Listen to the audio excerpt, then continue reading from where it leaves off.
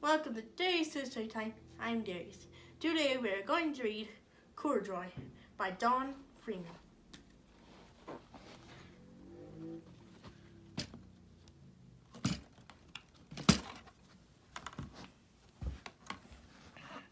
Corduroy is a bear who once lived in the toy department of a big store.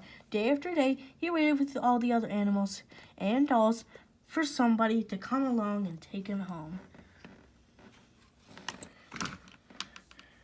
The store was always filled with shoppers buying all sorts of things, but no one ever seemed to wait a small bear in green overalls. And one morning, a little girl stopped and looked straight into the Corduroy's bright eyes. "Oh, Mommy," she said, "look, it's the very bear I've always wanted."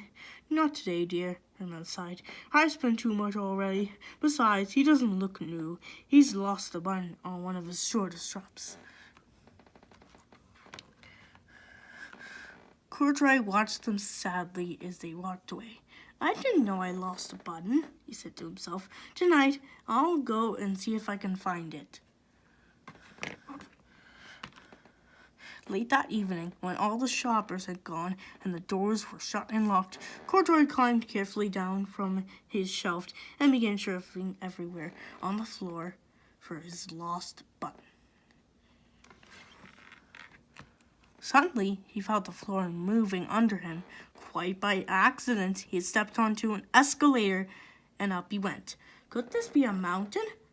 He wondered. "I think I've always wanted to climb a mountain."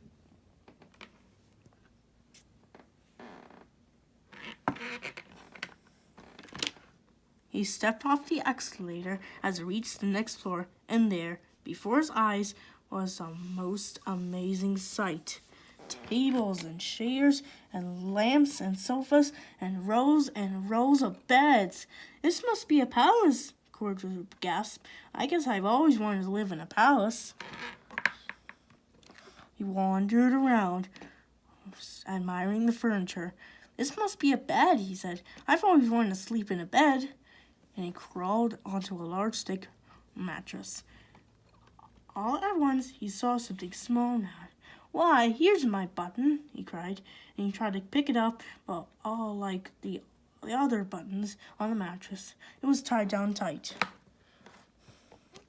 He yanked and pulled with both paws until pop, off came the button, and off the mattress Corduroy toppled.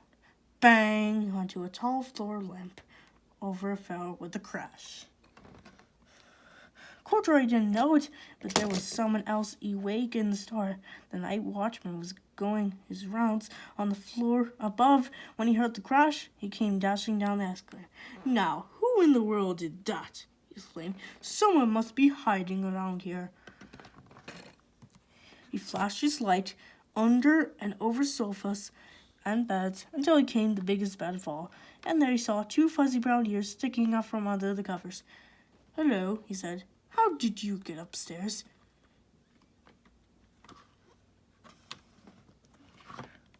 The watchman tucked Corduroy under his arm and carried him down the escalator and set him on the shelf in the toy department with the other animals and dolls.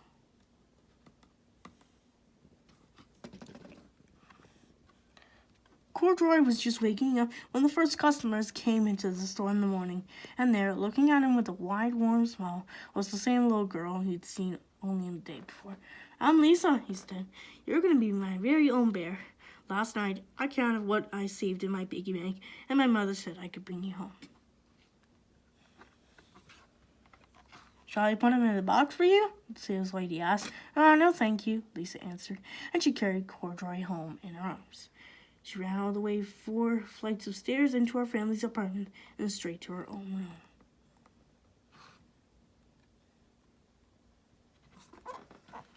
Corduroy blinked. There was a chair and a chest of drawers, and alongside the girl-sized bed stood a low bed just the right size for him. The room was small, nothing like that enormous palace in the department store. "This must be home," he said. "I know I've always wanted to live in a home." Lisa sat down with Corduroy in her lap and began to sew a button on his overalls.